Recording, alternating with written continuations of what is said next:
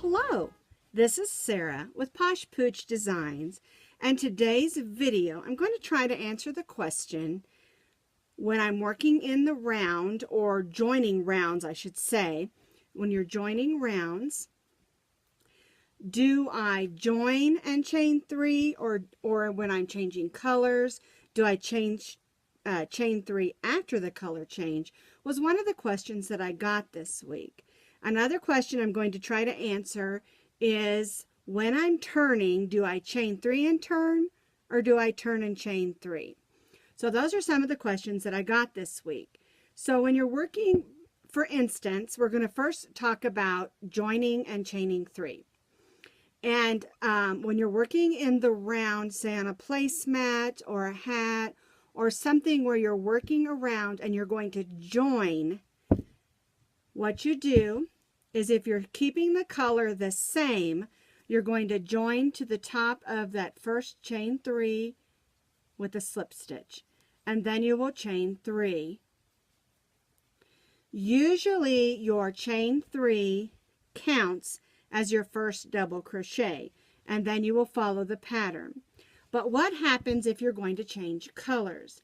If you do your chain 3 and then change colors, you end up on this next row with one stitch that is the wrong color. And so what you need to do is, you're going to join with the slip stitch like normal, but you're going to join your new color in and then chain 3.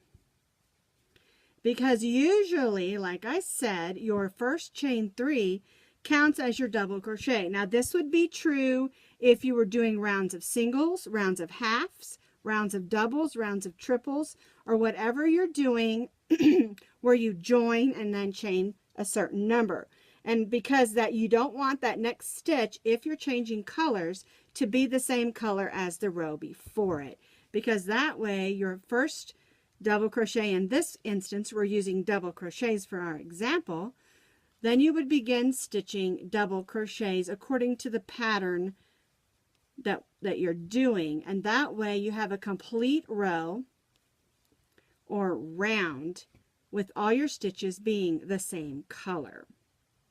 So, rule of thumb, if you're staying in the same color, join and chain 3.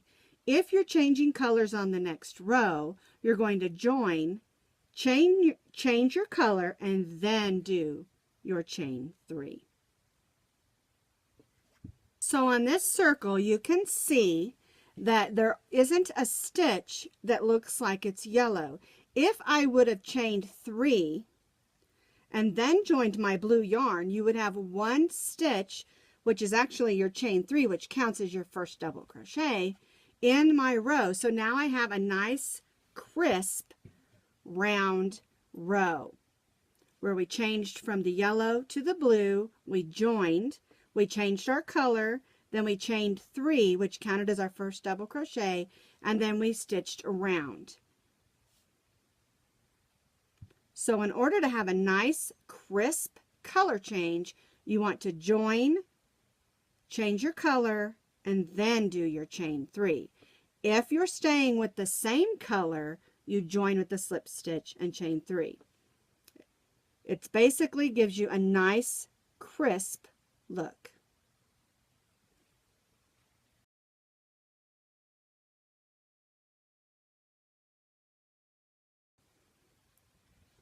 So another question that I got this week was having to do with, does it make a difference whether I turn and chain 3 or chain 3 and turn? And it really depends on how the pattern writer writes the pattern. If you're staying within the same color, you're not changing to a new color, it doesn't matter, because here I'm getting ready to turn, so I'm going to chain 3, 1, 2, 3, and then I turn. Or the pattern writer might write 1 double crochet in the top of the last double crochet, turn, and chain 3, 1, 2, 3. Looks the same. It doesn't matter. if you're staying within the same color. Now, the important part is if you're changing colors. And so what you would do, so you're going to find the end, here we go. What you would do is you would change colors.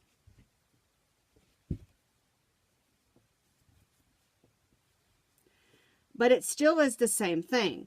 You would change colors, chain 3, 1, 2, 3, and then turn, or you would change colors, turn, and then chain 3. So when you're doing a straight line of rows, maybe it's 100 rows wide or 100 stitches wide or 10 stitches wide, if you chain 3 and turn, or turn and chain 3, it doesn't matter. That is the same. The only time it's different is if you're making a color change. But really, it doesn't change whether you chain 3 and turn or turn and chain 3. The only difference is you're going to change your color, and then you're going to either turn and chain 3 or chain 3 and turn. So when you're stitching in a straight line, back and forth rows, chain 3, turn, turn, chain 3, they're interchangeable.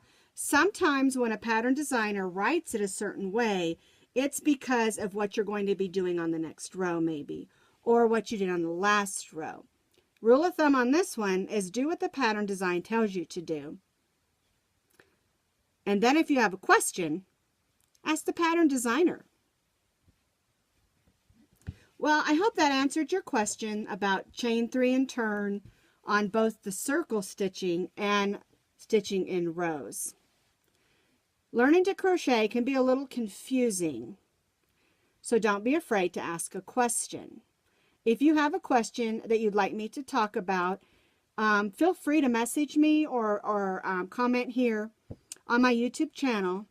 And if I don't know the answer, I'll do everything in my power to find an answer for you.